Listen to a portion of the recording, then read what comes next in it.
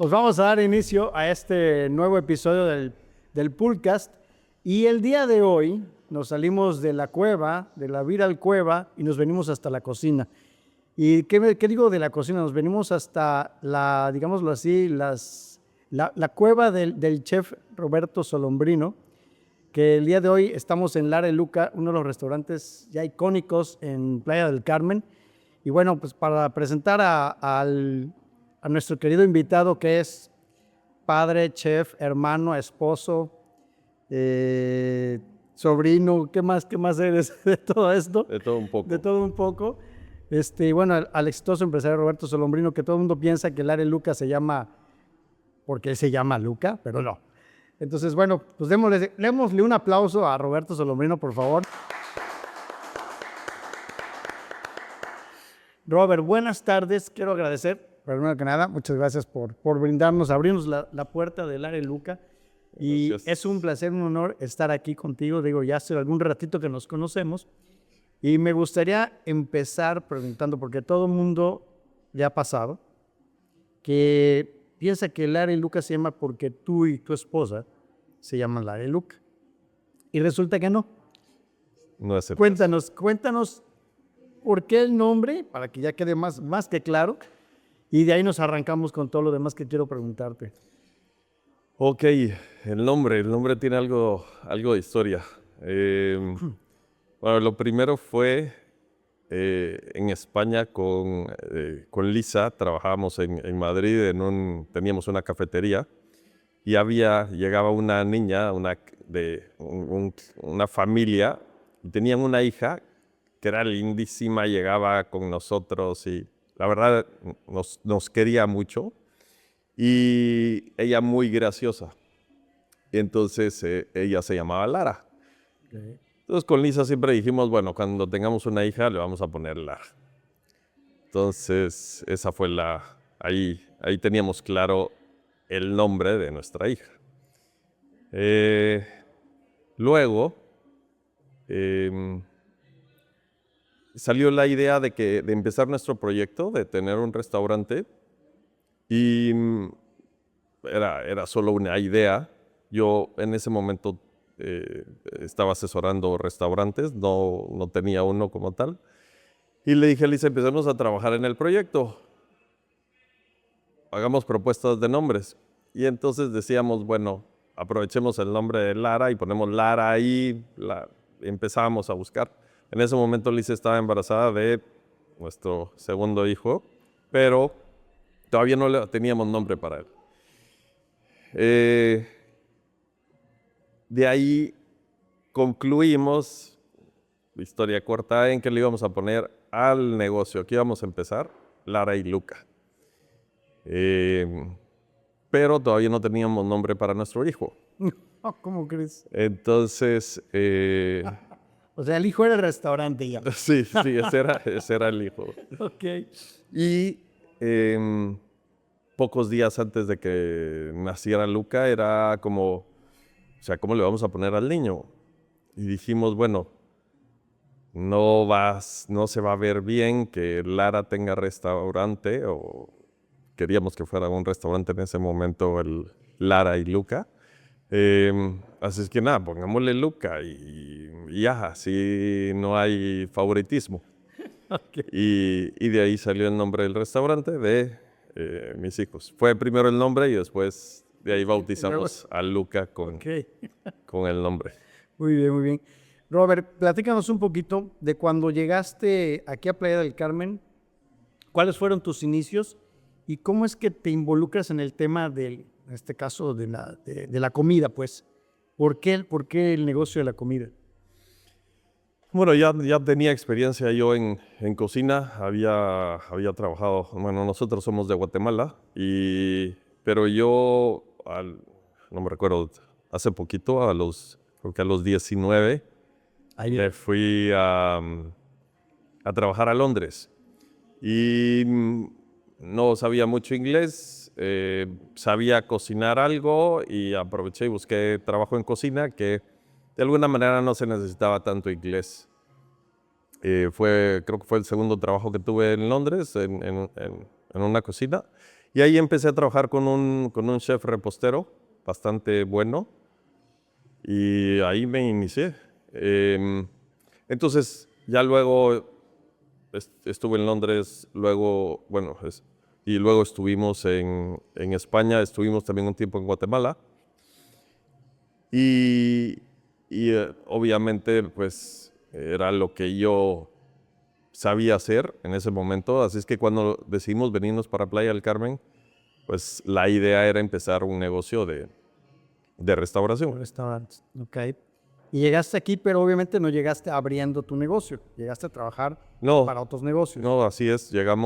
Bueno, yo llegué a trabajar a un restaurante que tenía mi hermano en ese momento. Llegué a apoyarlo. Pues al principio era, no sé, creo que la idea eran 6 meses y bueno, me paré quedando ahí casi 2 años. Okay. Y en paralelo empezamos el proyecto de Lara y Luca, que era una idea de un lugar de repostería. Okay. Así fue como iniciamos. La idea no era poner un restaurante, sino un lugar de postres. Sí, La cafetería, pues. Era una cafetería, así es, más postres y café. Pero así que muchas veces pues las cosas van cambiando y uno tiene que irse adaptando. Claro. Nos dimos cuenta, bueno, para empezar, no podíamos estar solo con los postres, así es que hicimos un menú pequeño en la mañana de desayuno y en eso nos dimos cuenta que el desayuno empezaba a jalar. Okay. Para mientras le hacíamos postres a un hotel. Okay. En ese momento era un hotel al que le maquilábamos los postres y vendíamos mucho más al hotel que lo que vendíamos de gente que venía a tomar café o a tomar un postre. Para mientras empieza a levantar un poco el tema de los desayunos, poco a poco. La ubicación, no había mucho tráfico en ese momento. Hoy por hoy, pues, quedamos bien ubicados, podría decir. Pero en ese momento costaba un poco que ver gente pasando por esta calle. Y poco a poco fue levantando la parte de los desayunos. Empezamos a enfocarnos más en el tema de desayunos y comidas. ¿Qué tan fácil o tan difícil fue empezar el proyecto de Lara y Luca? Al momento en que decidieron ya hacerlo de una forma, digamos, formal. O sea, dijiste, se va a llamar Lara y Luca y empezamos mañana, ¿no? O sea, ¿cuál fue y también cuál era como entiendo que todos cuando empezamos un proyecto el riesgo es complicado, y si no funciona, ¿no? Pero ustedes cuando tomaron la decisión dijeron, es esto y es esto, o sea, quemaron los barcos, de plano, así fue. Así. Sí, mira, tuvimos varios intentos, o sea, empecé yo a hacer postres pasteles en la casa. En ese momento, no te digo que empezaba Facebook, pero ya por Facebook empezamos a promocionar pasteles y postres, pero no lograba que despegara. Sentía que lo estaba como haciendo a medias y sí quería yo tener un lugar físico donde poder hacerlos y poner los postres a la venta. Esta vez aparte, unos meses antes ya habíamos intentado abrir un local y bueno, ahí sí que uno empieza a aprender desde el día cero. Dimos el anticipo de un local y era una casa. Y preguntamos, ¿podemos poner una venta de postres y pasteles acá? Sí, claro, sin problema. Y cuando chequeamos en el municipio, pues no se podía. Era permiso solo para habitación. Okay. Entonces ahí fue el primer aprendizaje y nos salió caro. Entonces sí nos tomó un par de meses recuperarnos y volver a tomar la decisión de, ok, vamos a abrir nuevamente en un local. Y sí, la idea era como que meternos de lleno. Así funcionó. necesito Involucrarte completamente. meterme de cabeza, si no me cuesta mucho. Okay. Obviamente muchos, o sea, si lees libros y ves gente que te da consejos y tal, te va a decir, sigue trabajando y en paralelo empieza este proyecto. Para mí no fue el caso. Cuando empezamos el proyecto solté el otro trabajo y empecé aquí de lleno. Esa parte se vuelve muy difícil porque entonces pues todo tu Pierdes lo ingreso... que tenías. Exacto. Y es lo que produces en este lado. En todo caso. Y obviamente pues aquí no estábamos generando. Claro. Ahí, la verdad, ahí recibí mucho apoyo de parte de mi hermana, nos echó una mano, ahí nos ayudó un poco con ciertos gastos para apalancarnos y poder aguantar un poco más.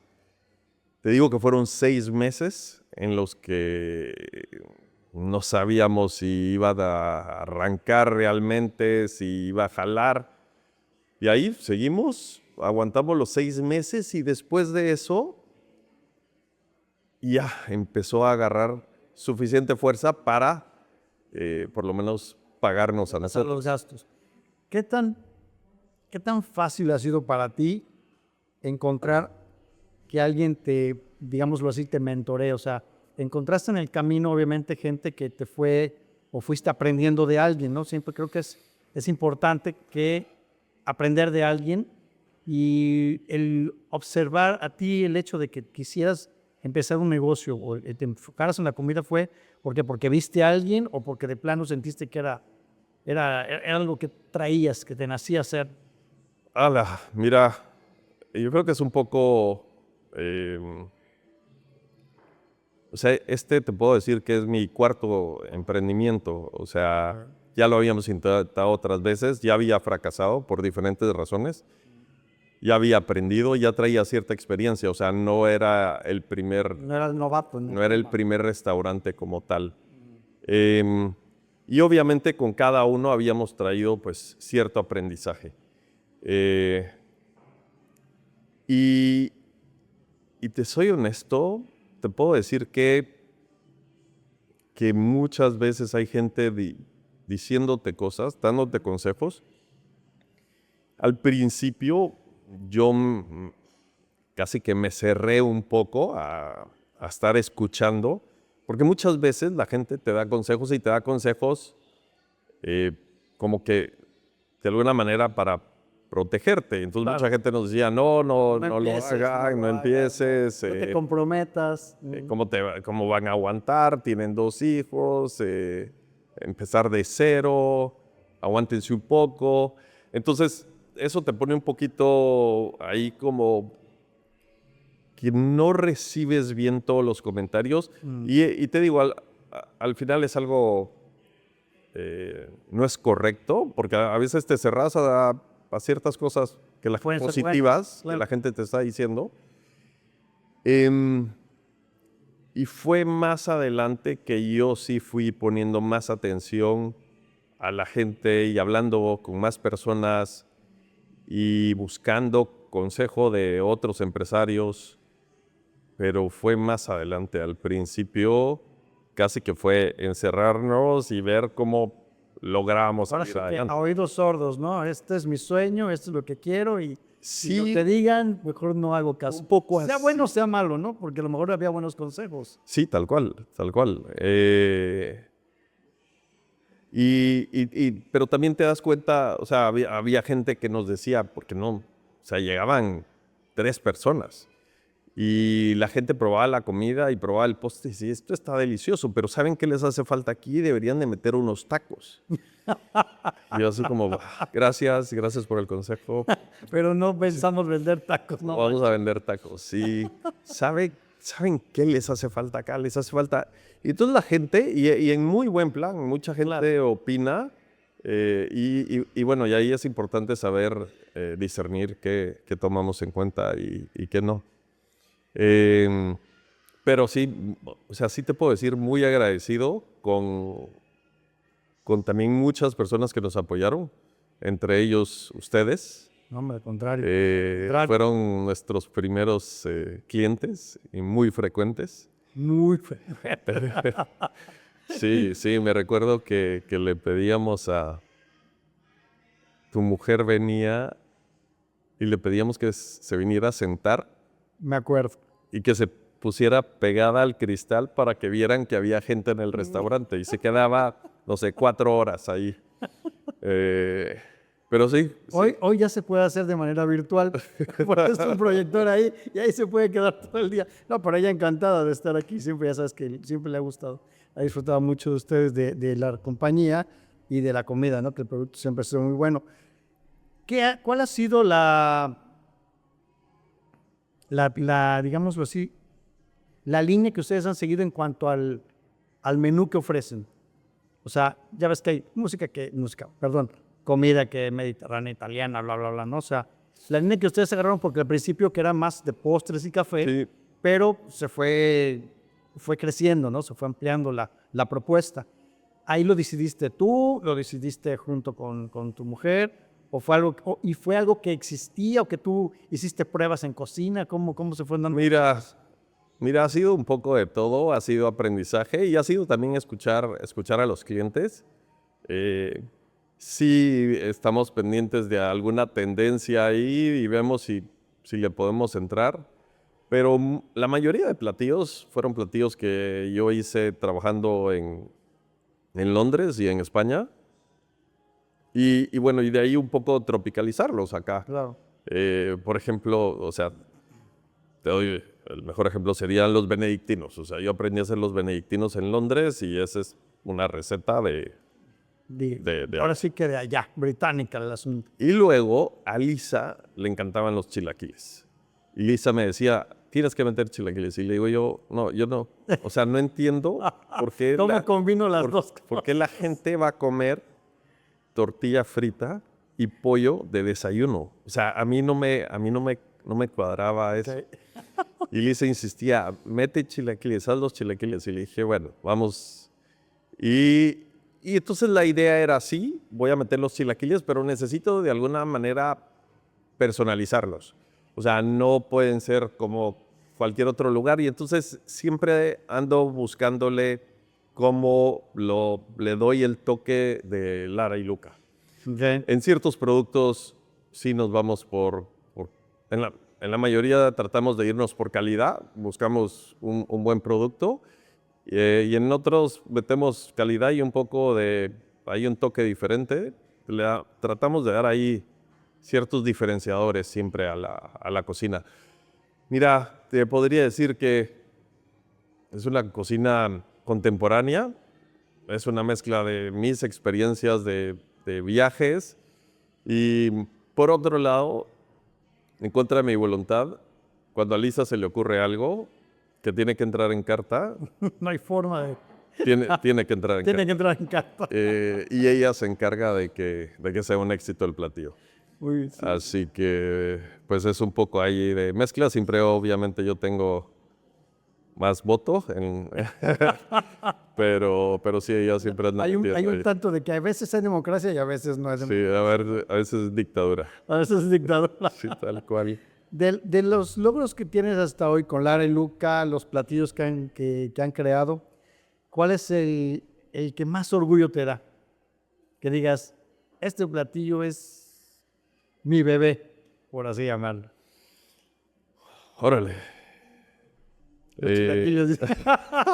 Porque les puse mi firma. Fue el que más me costó. Mira, y este fue idea de Lisa.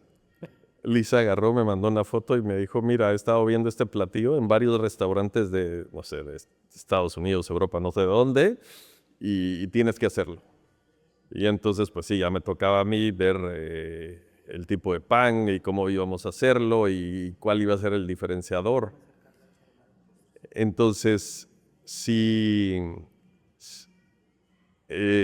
ahí a ese le dediqué cierto tiempo y resultó un platillo bastante interesante que dio mucho de qué hablar en ese momento. Entonces primero era crear la receta para el pan brioche. Entonces, pues yo ya había trabajado pan brioche anteriormente, pero sí me costaba mucho trabajar la receta acá. Quiera que no, el calor te afecta. Más que todo es un pan que lleva mucha mantequilla. Okay. Entonces, pues ahí un poco de reto y era ver cómo le encontraba la manera. De ahí el aguacate, hicimos ahí un aceite especial. Y luego los tomates, la idea era que nosotros deshidratáramos los tomates para darle ahí nuestro Toque, ¿no? Los huevos pochados, pues esos nuevamente en Londres trabajé en un lugar en el cual se trabajaba mucho huevo pochado y entonces pues era como ir aplicando diferentes cosas, luego un poco de chile quebrado y así. Finalmente quedó un muy buen producto. Fui obligado a hacerlo, pero tuvo buenos resultados. Lo que más te ha costado trabajo de aquí, digamos, no nada más de playas, sino en general, pues obviamente el país en el que estás no es tu tierra.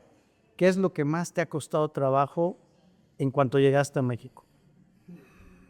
¿La comida es parecida a la de Guatemala o no? Es muy distinta, ¿no? Eh, es parecida, pero Guatemala tiene menos especies, trabaja menos chile, Entonces, es un poco menos condimentado, pero sí tenemos varios platillos similares. Em, pero el de aquí, la comida de acá tiene un poquito más de fuerza en el tema del sabor.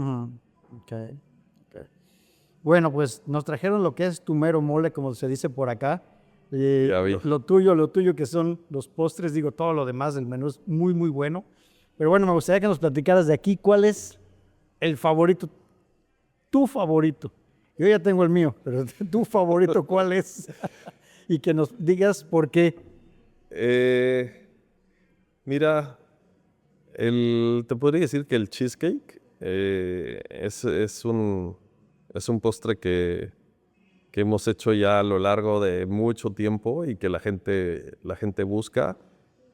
Me gusta porque es ligero, no llega a empalagar em, y bastante versátil. Aquí está con frutos rojos, pero con maracuyá, con mango. Es un Siempre postre combina bien. que combina bastante bien. Okay. Así es que te podría decir ese y últimamente, así para el café, me gusta mucho el rol de canela. Que es De este. ahí. Ok. Y bien, fíjate que en pandemia me metí a un curso de un chavo que tiene una panadería en Londres y me metí al curso y entre los platillos que daba, entre los postres que daba el del rol de El canela. rol de canela. Y Es de que ahí es muy de la zona, ¿no? O sea, de por allá el rol creo que Fíjate es... que no te sé decir, pero fíjate que no sé si es un producto más de Estados Unidos que Ujú, inglés, ujú. pero nada. En pandemia una de las cosas que hice fue me metí a un par de cursos y de ahí salió ese producto. Hablando de pandemia, que ya llevamos 5 años prácticamente que pasamos por ahí, ¿qué tan difícil fue ese brinco? Porque a fin de cuentas, pues digo, aunque podríamos calificarlo como un brinco, pero pues todos tuvimos que meternos a esas aguas, ¿no? Mm. Y algunos la pasaron muy difícil, otros pues entre jalones y estirones, pero lograron pasar. Para ustedes, ¿qué tan complicado fue la pandemia? Mira, yo creo que sí fue difícil. Queríamos ver cómo manteníamos pues toda la operación. Algo Mira, yo creo que aquí en la región la gente nos empezamos a ayudar mucho y, y eso hizo que fuera un poquito más fácil. Ujú, Em,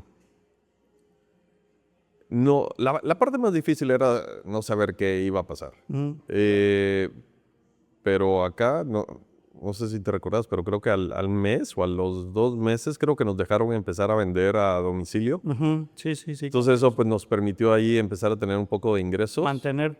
En ese momento teníamos una sucursal en Tulum.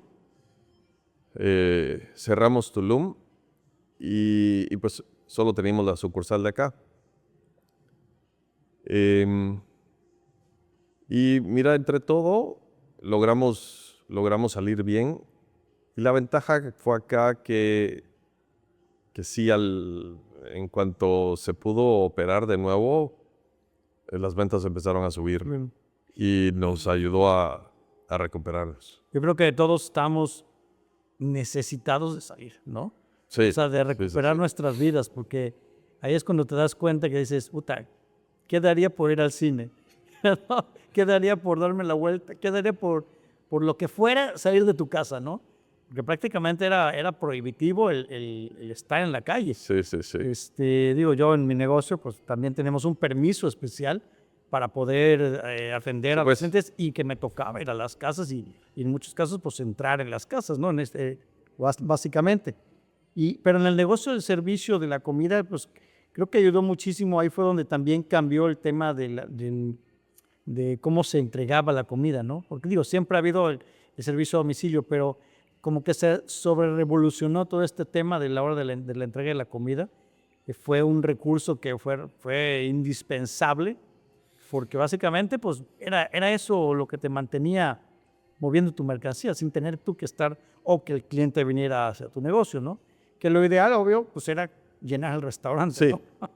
Sí, sí, sí. ¿Cuántos restaurantes hay ahorita en Lara y Luca? Ahorita tenemos 3. 3. Sí. ¿En el lapso de cuánto tiempo han crecido? ¿Que son? Mira, ahorita sí no tengo. Mira, creo que estuvimos 4 años. Sí, 4 años que tuvimos pues solo uno. Crecimos en el sentido de que agarramos más locales. Empezamos con un local pequeño. Luego agarramos el local de arriba, que era donde hacíamos la producción de los postres para el hotel que te comentaba. Y luego empezamos a crecer un poquito y agarramos el local de al lado. Y luego se nos dio la oportunidad de empezar en Tulum. Entonces ahí teníamos, o sea, creo que al 4.º año fue que empezamos con Tulum. Tulum duró 8 meses, creo que duró. Empezamos pandemia y luego al terminar pandemia, agarramos la mitad del restaurante que teníamos en Tulum y abrimos en Puerto Aventuras. Y la otra mitad la utilizamos para hacer una ampliación aquí. Ok. Entonces, pues reutilizamos el restaurante. Reciclaron el otro reciclamos. restaurante, ¿no? Así es. Entonces, aquí en Playa tienes 2 sucursales, bueno, que esta viene siendo la matriz, Sí. por así llamarlo, y que, bueno, ha crecido de ser un local, que ahora son 3 locales, bueno, 4 locales, más la parte de ahí arriba, bueno, vaya que ha crecido la de Luca, ¿no? Así es. Entonces, el que tenés en la avenida 10. Así es, ¿Es otro sí. que tienes ahí? Y en Puerto En Aventuras. Puerto Aventuras, enfrente de la Marina, ¿no? Así es. Y en, bueno, finales de diciembre teníamos una ubicación en Cancún y finales de diciembre tomamos la decisión de cerrar Cancún. Ok. ¿Hay planes de retomar Cancún o no hay planes de retomar Cancún? Fíjate que ¿Es difícil el mercado de allá? Cancún fue un muy buen aprendizaje. Ok. Sigo analizando lo que tuve y no tuve que haber hecho. Okay. Sí, para contestar tu pregunta, sí quisiéramos regresar a Cancún, pero con un formato diferente.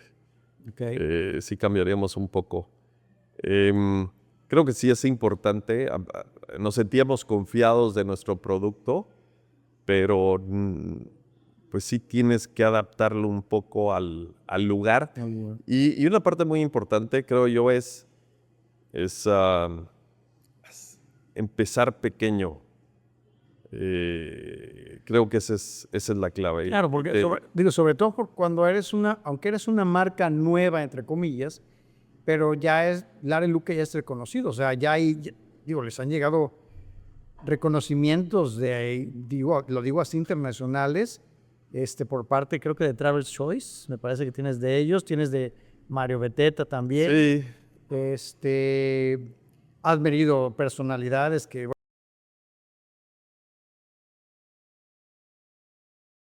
o sea, el mercado exterior, no nada más Playa del Carmen, ya lo reconoce, o sea, sí, ya hacen ruido fuera de aquí. sí, Y eso mira, ya- y había mucha gente que nos decían, ¿cuándo van a venir a Cancún? Había gente que venía de Cancún para acá a desayunar. Em, pero creo que, o sea, si me quedo con algo de nuestra experiencia en Cancún, es que independientemente el nivel que tengamos, creo que hay que empezar pequeño. Más que todo era un área un mercado diferente que no conocíamos. O sea, está Playa del Carmen y vas a Puerto Aventuras y es un mercado completamente diferente. Vas a Tulum y es otra historia. Entonces lo mismo era con Cancún.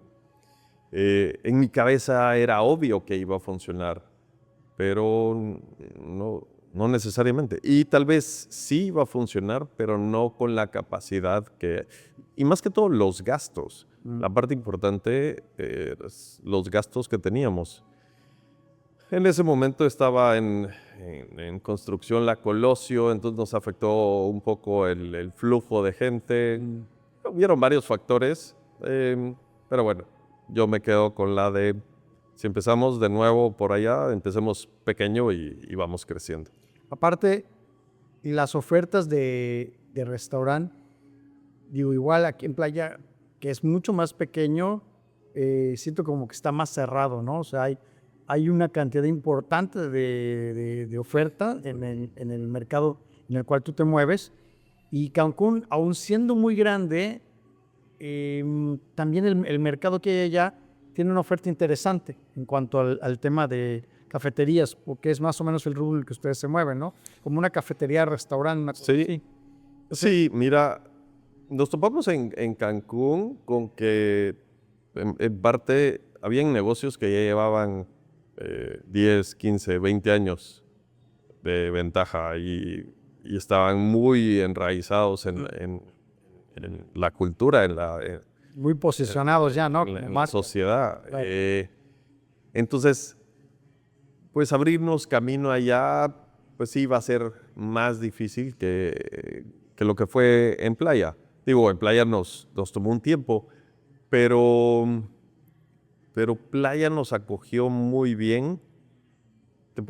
Creo yo que una de las razones es porque la gente nos hizo parte Comunidad. de su vida. Ujú. Y entonces fueron parte de nuestro crecimiento, obviamente, o sea, el que ellos vinieran acá pues nos ayudaba a ir creciendo poco a poco. Em, y la gente se alegraba cuando de un local pasamos a 2 locales y cuando de 2 locales pasamos a 3 locales. Entonces la gente se sentía parte de eso y creo que eso fue algo muy, muy bonito y que nos dio cierta ventaja aquí en Playa. Ujú. O sea, sí se sintió mucho el respaldo de la comunidad que estaba alrededor de Sí. Lara y Luca, ¿no? Sí, sí, sí. Porque definitivamente el crecimiento fue muy marcado y se sentía a la hora que llegabas al restaurante, o sea, lleno. Sí. Casi a cualquier hora lo encontrabas lleno. Y eso obviamente habla de que pues, la gente está a gusto con tu producto, que se siente bien o sea, viniendo aquí. Y yo creo, lo podría decir así, es que Lara Lucas ha ganado ese reconocimiento, no nada más por sus productos, sino por la gente que lo forma, ¿no? A fin de cuentas, cualquier negocio tiene algo que ofrecer y no es nada más te vendo un vaso de agua, ¿no? O te vendo un postre, sino todo lo que forma ese negocio viene desde arriba, desde la cabeza, desde la gente que lo forma, ¿no? Y en el caso de ustedes, pues, la verdad es que pues han ganado la comunidad, a fin de cuentas, ¿no? Entiendo que no ha sido fácil, es un proceso de picar y picar y picar piedra, porque, híjole, abrir un restaurante como cualquier negocio, pero sobre todo, ¿cómo decirlo? ganarse la panza de la gente, llenar la panza de la gente, yo creo que es tan difícil como dicen por ahí, como hacerlo reír, ¿no? Es más fácil hacer llorar a alguien, ¿por qué? Porque igual haces un producto, no le gusta y puta, la gente se queja, pero en chinga, ¿no? Pero cuando haces algo rico dices, wow, o sea, y repetir es bien difícil. Entonces, tener un mercado repetitivo no es nada fácil. O sea, creas un cliente fiel y eso cuesta mucho trabajo. Sí, mira, algo que, una de las cosas que yo estuve viendo antes de abrir, como te contaba, ya veníamos con un par de experiencias, y poco antes de abrir leí un libro que era de marketing y hacía mucho énfasis en que te tenías que asegurar de agregar valor. Entonces, pues obviamente queríamos hacer un buen producto, pero aparte de un buen producto queríamos ver cómo agregábamos valor, o sea, que pudieras llegar al restaurante y te fueras con, o sea, obviamente que fuera un intercambio, buen intercambio de valor, de, ok, esto voy a pagar 100 pesos por esto y vale 100 pesos, o sea, no me estás estafando. Pero aparte te queríamos dar más por esos 100 pesos. ¿Cómo hacíamos que te llevaras un poco más? En esa parte realmente ahí Lisa tiene mucho que ver. Ella estuvo muy, en el inicio estuvo muy en contacto con la gente y era pasar la retroalimentación rápido de qué sí estaba funcionando, qué no estaba funcionando. O sea, ya era el enlace entre el piso de la comida y la cocina. Sí. ¿No? En pocas palabras. Sí. Y pues esa parte ayuda, tener esa retroalimentación rápido. Ver que los clientes regresaran siempre era un buen indicador. Y era, más allá de un indicador, una satisfacción. Claro. O sea, decías, ok, lo estamos haciendo bien. Nos pasó un par de veces que algún cliente se fue de viaje y regresó con algún cuadro de una bicicleta. Y nos decían, miren, estuve en no sé dónde y encontré esta bicicleta y me acordé de ustedes. Haber logrado esa parte, para mí... Que se metieran en la cabeza del cliente. Para mí era increíble. Y regresando al libro que te digo ahorita, no me recuerdo cuál era, no sé si era algo así como guerrilla marketing o algo así, o sea, era cómo hacer marketing casi que sin presupuesto, con lo que tenías. Y entonces decía, el objetivo tiene que ser cómo me meto en el top 5 de las personas, o primero en el top 10, después en el top 5, ¿cómo logro estar ahí? Y ese era nuestro objetivo. Obviamente teníamos que dar un buen servicio y teníamos que dar buena comida. O sea, eso estaba claro. Pero teníamos que buscar algo más, una conexión con el cliente. Y creo que en ese momento lo logramos. Hoy por hoy te puedo decir que es algo que estamos tratando de estructurar para poder replicarlo y que se dé más fácil. Okay. Para que podamos seguir conectando con los clientes. Que como una marca a fin de cuentas, que ustedes tienen es un restaurante. ¿Cómo consideras tú que es importante darle precisamente eso que acabas de decir, darle estructura, darle un nombre o hacer que tu marca sea reconocida? Hoy se habla muchísimo de ello. Digo, es una cosa que se viene hablando de mucho tiempo, pero cada vez con este tema de las tecnologías y que pues, para estar en todos lados, lo ideal es estar en redes sociales, ¿no? Pero tú, ¿cómo ves esta parte de tener que darle esa identidad a tu marca y que puedas estar replicando tu proyecto y que sea exactamente el mismo?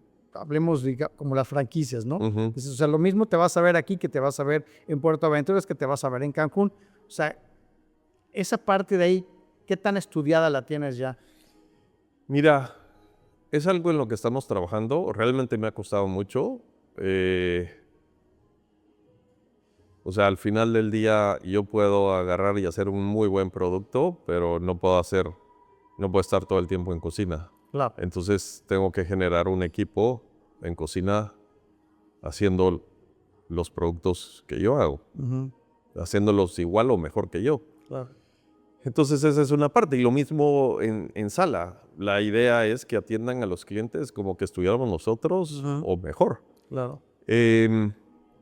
Estructurar eso, documentarlo y hacer que suceda siempre, ese es el proceso donde estamos. Y no ha sido fácil. No lo tengo ya claro.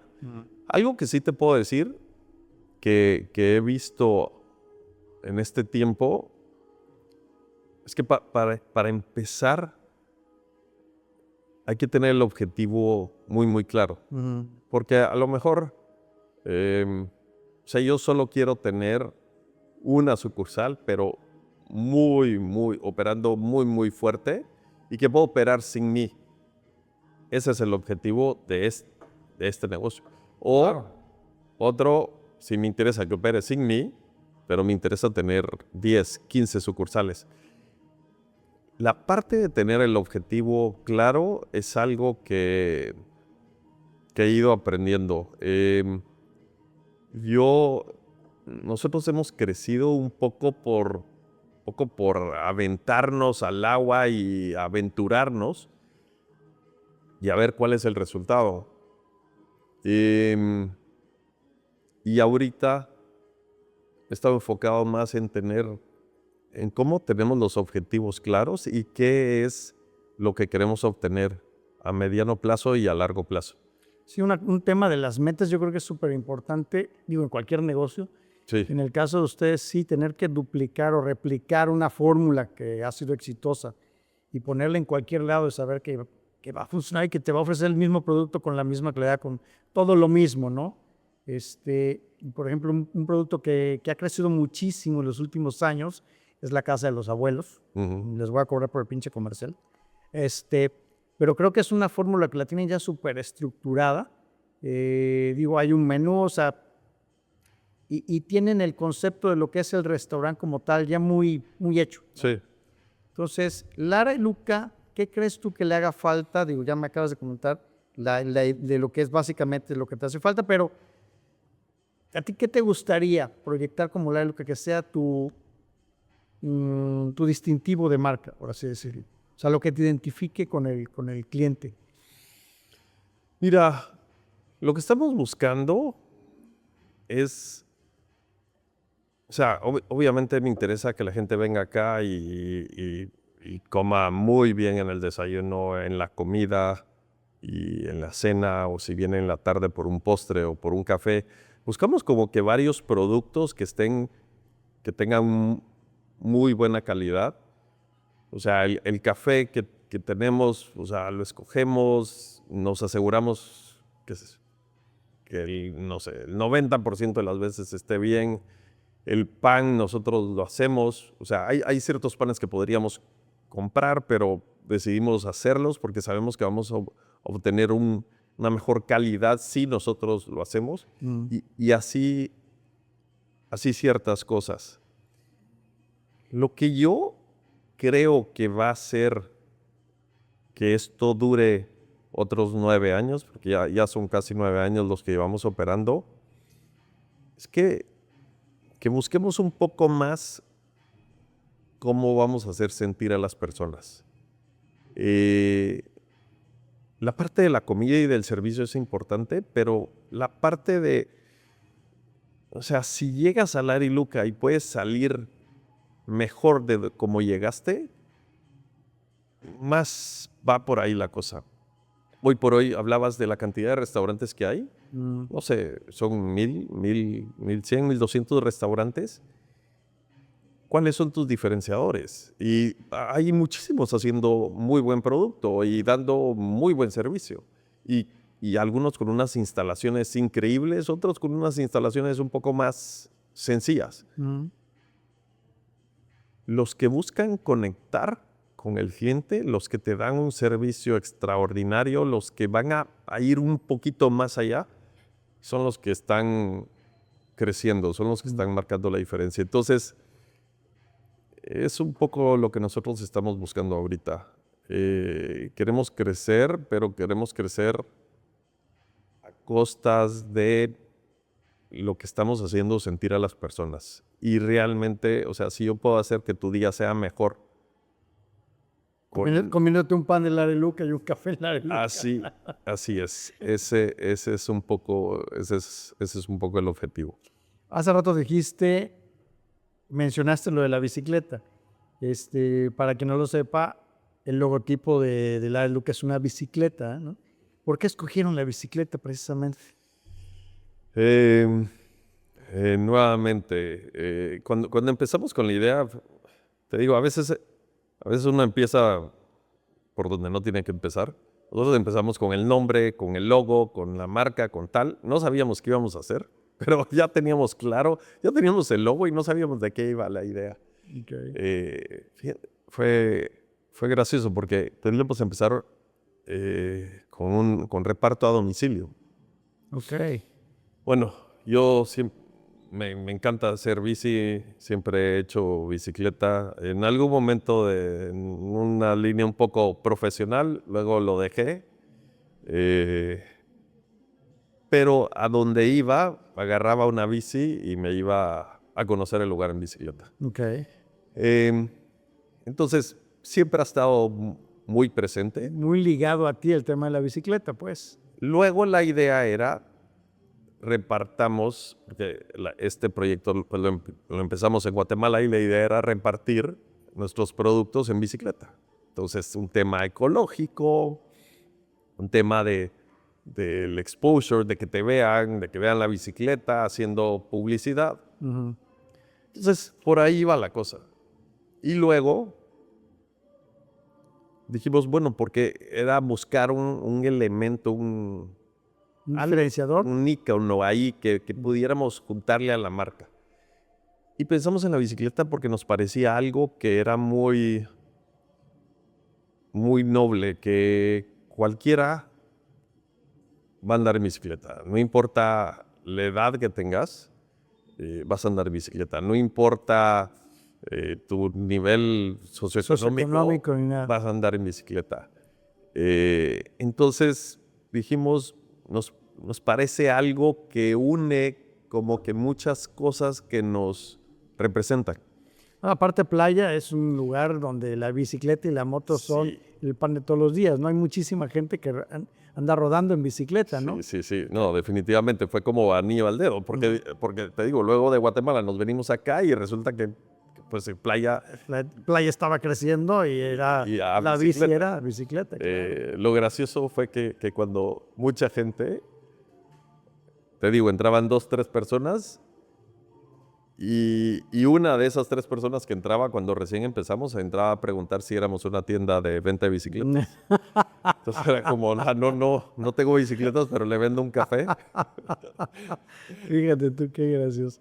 Oye, en la parte de dentro de tu crecimiento, bueno, del crecimiento del Lareluca, ¿cuántas veces te ha pasado de que ha habido gente que se acerca y te dice, me quiero asociar contigo? Porque ve que en un principio siempre un negocio cuando está, digamos así, como las palomitas de maíz, ¿no? Que está explotando por todos lados, nunca falta quien tiene la visión y dicen, hey. Sí. Mira, pasa mucho, y yo creo que pasa mucho más de lo que uno cree. Uh-huh. Y voy a suponer que en este negocio aún más, muchas personas en algún momento de su vida quieren tener un restaurante o un bar o algo relacionado con alimentos. Con alimentos y bebidas, ¿sí, verdad? No sé por qué, pero sí es como... yo siempre quería tener un restaurante. Y yo, ¿sabes qué hago yo? Esto buenísimo. Y estoy pensando en poner... Es un postre nada más. Le pones leche al pan y listo, vámonos, ¿no? Y así te topas con muchísimas personas. Entonces, ahora, muchas personas también te dicen, ¿sabes qué? Me gustaría asociarme y me gusta tu producto y tal. Pero no le puedes decir que sí a todo. Claro. Y pues hay que ir ahí casi que con pinzas. Cuidado, sí, claro. Y ver qué filtros puede usar uno para, ¿Y digo, qué va a aportar? Digo, aparte del dinero que pueda traer, no es nada más el dinero, sino la experiencia, el coacheo, el conocimiento que traiga, porque a lo mejor, como tú dices, no es alguien que tenga un restaurante, pero tiene mucha idea sobre el tema de negocios. fíjate que ahí le estás dando un punto bien, bien importante, porque uno piensa que lo más importante es el dinero. Ajá. Y es que va a traer dinero y entonces me va a dar esta parte para poder crecer. Estabilidad para el expandir. crecimiento, claro. Y la verdad que no es cierto. O sea, no necesariamente lo que necesitas para crecer es dinero. Para crecer tal vez necesites una buena estructura o una buena cultura de empresa o tener tu concepto muy definido. Y el dinero se te va a hacer más fácil conseguirlo si tienes este tipo de cosas ya resueltas. Te voy a preguntar una cosa. ¿Qué opinas de los programas de televisión? Digo que yo sé que están muy también retocados, estos que llegan a salvar restaurantes. ¿Qué tan cierto es? Digo, obviamente debe haber algo de cierto porque a fin de cuentas no es que monten un restaurante para que alguien llegue y haga el show de que está y te haga pedazos. Exactamente, ¿no? Y que te está salvando. O sea, ¿qué tan cierto es? Porque hay un par de chefs por ahí, hablando de Gordon Ramsay, que es uno de los más reconocidos, que este cuate tiene un estilo muy, muy, muy particular para trabajar, ¿no? Digo, entiendo que en la cocina, ¿y qué tan cierto es eso de que en la cocina se tiene que gritonear tanto y manotear y que el chef es casi el líder supremo en la cocina? ¿Qué tan cierto es todo eso? En una época así era. La época que yo trabajé en Europa, así era. Bueno, y hoy por hoy también hay gente que todavía al día de hoy piensa así. A mí me tocó así y era lo que el chef decía, era ley. Sí, estaba Dios y el chef por debajo. Estaba, o más bien estaba el chef. O estaba a la altura. Y sí, mira, realmente a mí me tocó, tuve la oportunidad de trabajar con muy buenos chefs. Sí, tal vez no nada de renombre, pero gente con buena calidad. Gente con calidad que enseñaba, gritaban, insultaban, pero en mi cabeza no estaba tanto esa parte. En mi cabeza no lo sentías como eso. Lo que más sonaba era estoy aprendiendo. Lo que estoy aprendiendo. Claro.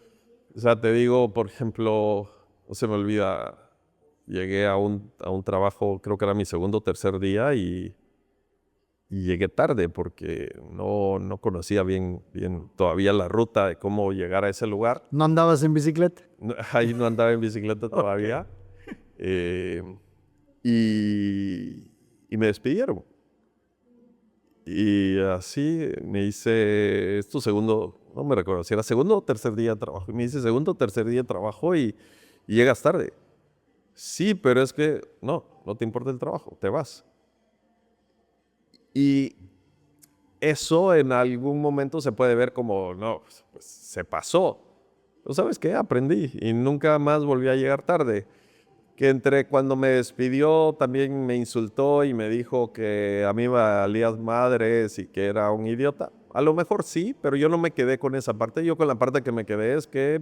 Aprendiste la lección. Es que no llegué a tiempo a mi trabajo y no valoré suficiente, no respeté y esa es la consecuencia.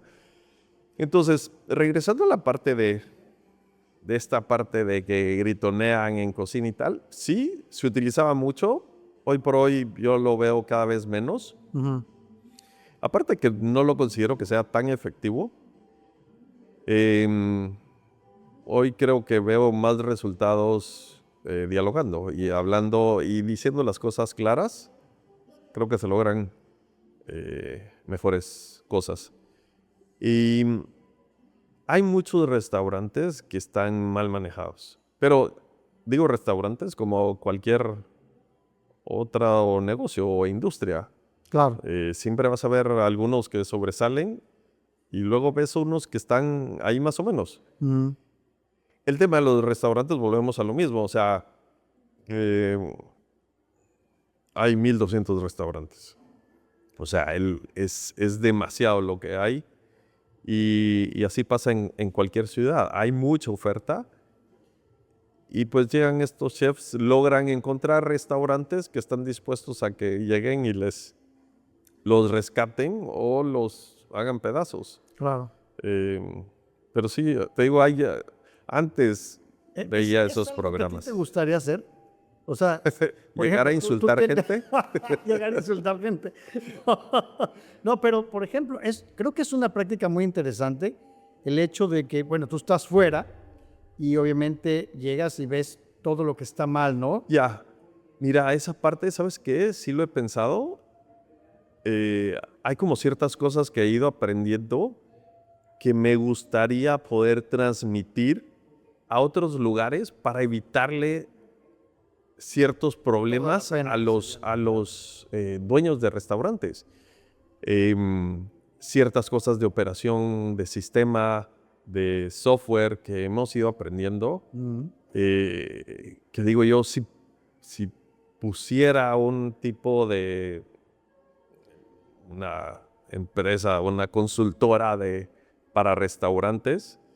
Un coach para restaurantes, por así llamarlo, Sí, ¿no? sí. Te digo, sí sería algo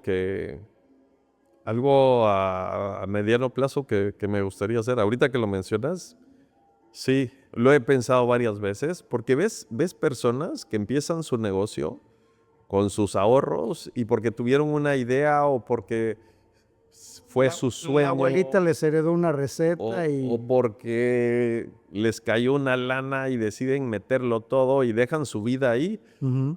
Y Y ahí dejan todo.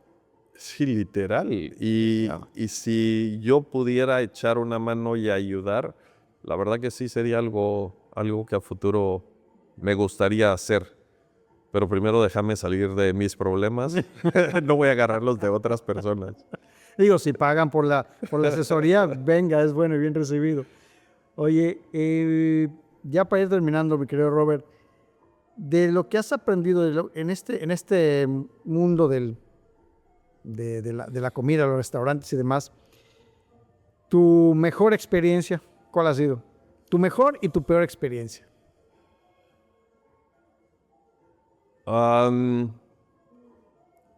Mejor experiencia, mira. Hace rato dijiste algo muy interesante con eso de cuando te corrieron. Eso pudo haber sido una mala y una buena experiencia, ¿no? Porque a fin de cuentas todo depende cómo lo tomes. Sí, ¿sabes qué? Esa parte, a veces tachamos a los jefes de malos o de gritones o de Exigentes. exigentes o de... Mamones pedantes, hijos de la... Bueno, no todos. No, bueno, es que como empleado muchas veces lo piensas, ¿no? Sí, Digo, pero en algún ¿sabes momento. qué? Luego te das cuenta y esos jefes que tuviste que te exigieron y que te exigieron demasiado, a veces son los que mejor te recuerdas de ellos o te das cuenta que realmente aprendiste algo de ellos. Claro, claro. Muchas veces en ese momento nos molesta. A mí, te digo, yo tenía mucho eso en Londres. Me pasaba mucho que me incomodaba en un lugar y agarraba y me pasaba al siguiente restaurante. O sea, había tanta oferta y digo, aquí pasa.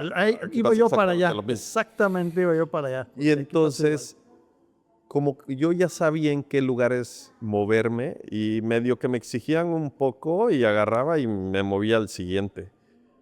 Era un buen trabajador en general, pero como que estaba moviéndome constantemente. Hoy por hoy me doy cuenta que no fue lo mejor, pero lo interesante que veo hoy es que todos esos jefes que hicieron este tipo de cosas, como esto que te comenté, o los que me exigían, es como que con los que más agradecido estoy. En algún momento tuve la oportunidad de trabajar con una señora mayor, Ella había estado en la Segunda Guerra Mundial. O sea, era muy mayor. Y era un pequeño sargento. Esto fue... Órale. Trabajé en Suiza 2 veranos con ella. Y te digo, o sea, hoy por hoy mi recuerdo de ella es una de las mejores personas con las que pude haber trabajado. Uno de tus mejores mentores, en pocas Sí, palabras. sí. Pero era súper exigente. Era exagerado. Pero hoy por hoy la recuerdo con mucho cariño. Claro. Entonces, te digo, eso en esta industria me cuesta, algo que me cuesta es la parte de la facilidad que tienen las personas hoy por hoy de manejar información en negativo o positivo a veces de tu producto y de tu concepto y de lo que estás haciendo. Te pueden hacer pedazos con un par de ¿Comentarios? comentarios. Sí, como siempre. Y a lo mejor simplemente agarraste a la persona en un mal momento. Obvio, también muchas veces es el caso en que realmente hiciste mal las cosas. Que la cagaste, dices, Sí. bueno, hay que reconocer eso también, ¿no? Sí, no, definitivamente. Entonces, pero aquí es algo que sí te pega muchísimo, o sea, y la gente de alguna manera tiene al final todos son cocineros, todos saben cómo hacer mejor esto, a mí me queda mejor, yo en mi casa lo hice así, ¿sabes qué? Y si le pusieras de esto y si le pusieras de aquello, o le quitaras aquello, ¿no? Claro. Entonces, es algo que últimamente, bueno, no últimamente, en los últimos, que te dijera yo, 5 años ha crecido muchísimo esa parte en la que mucha gente está opinando de lo que se hace. Y el tema de la cocina, de los restaurantes, ¿sabes qué? Tienen como muchas variables funcionando al mismo tiempo. O sea, desde que antes de que lleguen al restaurante con las redes sociales y tal, ya más o menos van con una percepción de lo que van a recibir. Claro, exacto. Luego, si el del estacionamiento los saludó, sí, tal. claro. Luego entran que si les llevaron el menú a tiempo, que si le tomaron la orden a tiempo, que si el café llegó con la temperatura que es, que si le llevaron el pan antes o después de su desayuno. Son un montón de factores, ¿no? Empiezan todo eso, que la cuenta, que le cobraron mal, hasta cuando está en su casa, que no pudo facturar. Y así son un montón de puntos en los que estás teniendo contacto con el cliente. Eso es algo que tiene este negocio. O sea, no es un intercambio de ok, ¿quieres esto? Llévatelo. Lo pagas, te lo llevas y se acabó. Es toda una experiencia. Y si quieres que a tu restaurante, dependiendo de la capacidad que tengas, pues para salir necesitas que te lleguen 150 personas al día. Son 150. Que tiene que ser todo prácticamente. Son 150 por todos estos puntos que te acabo de mencionar. Entonces, es una parte compleja, difícil, pero también se disfruta. Y la gente, cuando lo haces bien, la gente es muy, muy agradecida. Y bueno, y una forma de demostrártelo es que los vuelves a ver. Claro. Y que te recomiendan. Te recomiendo. Por último, ya para cerrar, ya estamos en los últimos minutos. Si no te dedicaras a esto, ¿qué otra cosa hubieras hecho con tu vida? Wow. Subchef. Buena pregunta. Mira, empecé. ¿Sabes qué? Siempre me gustó la parte de empezar un negocio propio. O sea, sí tenía claro que quería tener un negocio propio. Okay. Esa parte sí la tenía.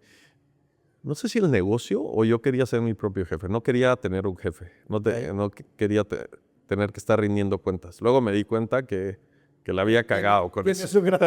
Tiene su gracia. El hecho de no tener vacaciones, no tener día de descanso y tener gente a tu cargo, pues sí era una responsabilidad que no había visto en ese momento. Claro.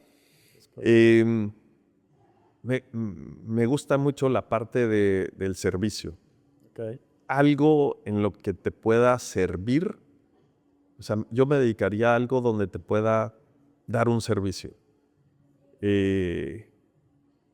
Siento cierta satisfacción con esa parte de, o sea, ¿cómo puedo mejorar tu día? Okay. ¿Cómo te puedo ayudar a que esto salga mejor? No sé qué.